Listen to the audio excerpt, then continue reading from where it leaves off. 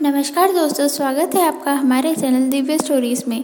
आज के इस वीडियो में हम आपके लिए लाए हैं संत कबीर दास जी की कहानी। संत कबीर साहिब एक महान संत, कवि और महान समाज सुधारक हुए थे।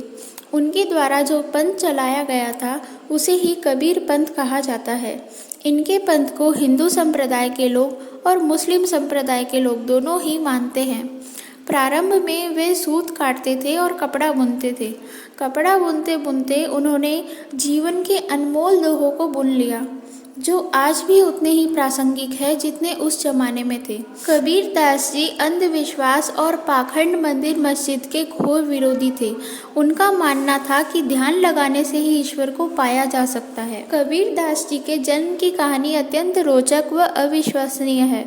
कबीर दास जी के जन्म के बारे में कई विद्वानों का अलग अलग मत है। कुछ विद्वान उन्हें हिंदू मानते हैं तो कुछ मुस्लिम, लेकिन उनके जन्म के बारे में कोई प्रत्यक्ष साक्ष्य नहीं है। ज़्यादातर विद्वानों का मानना है कि वे अपने माता पिता को एक तालाब में से मिले थे।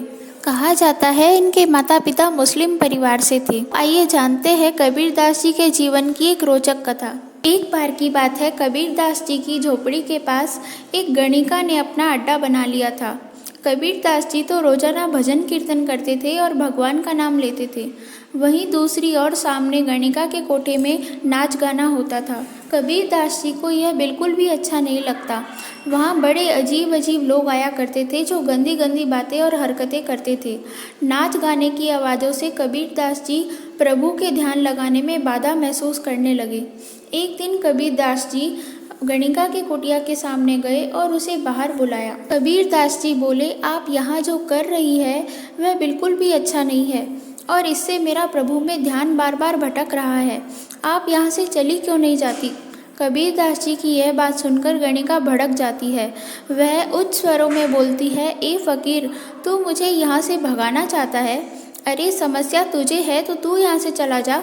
उसकी बातें सुन के कबीर दास जी चुपचाप अपनी कुटिया में आ जाते हैं और भजन कीर्तन करने लगते हैं।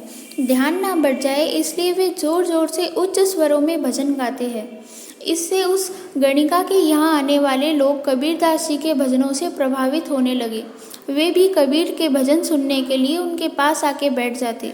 गणिका सोचने लगती है, ये क्या हो रहा है? सभी लोग वहाँ जा रहे हैं, ऐसा तो मेरा धंधा चौपट हो जाएगा। गणिका अपने लोगों के साथ मिलकर कबीर दास जी की कुटिया में आग लगा देती है। जलती हुई कुटिया को देख कबीर दास जी बड़े करुण स्वर में कहते हैं, हे ईश्वर, आप भी यही चाहते हैं कि मैं यहाँ से चला जाऊँ? ठीक है, मैं आपकी आज्ञा स्वीकार करता हूँ। इसी दौरान एक चमत्कार होता है। एक जोरदार हवा का झोंका आता है और उस आग को बुझा देता है। वहीं एक चिंगारी उस वेश्या की कुटी में जाके लग जाती है। अब गणिका की कुटिया जलने लगती है। इसे देखकर गणिका मदद के लिए पुकारती है, लेकिन जब तक उसकी कुटिया पूरी जल जाती है, वह कबीर दास जी के चरणों में गिर के क्षमा याचना करती है। वह गणिका पछतावे की आग में रोने लगती है। उसके बाद वह यहाँ दोबारा कभी नहीं आती। इसलिए कबीर दास जी कहते हैं, जो ईश्वर को हर रोज़ याद करता है, ईश्वर भी मुसीबत के समय उसकी पुकार ज़रूर सुनता है। तो मित्रों, ये थी कबीर दास जी के जीवन की एक रोचक कहानी। ऐसी ही दिव्य कहानियाँ जानने के लिए हमारे चैनल को सब्सक्राइब करें। धन्यवाद।